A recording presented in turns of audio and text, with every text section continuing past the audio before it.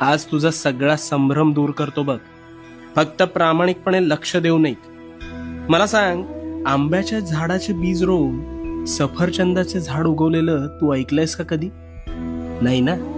मग स्वतःच्या डोक्यात नकारात्मक विचारांचे बीज रोवून सकारात्मक गोष्टी घडतील हा विचार योग्य असू शकेल का रे? कदापि नाही. पण हेच घडतंय तुझ्या बाबतीत.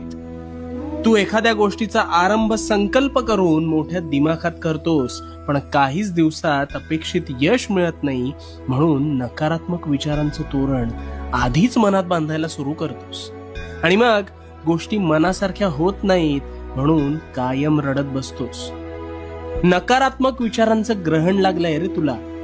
तुझ्या विचारांच्या संभ्रमात तुझ्यावर नकारात्मक विचार हळूहळू तुझ्या नकळत आरूढ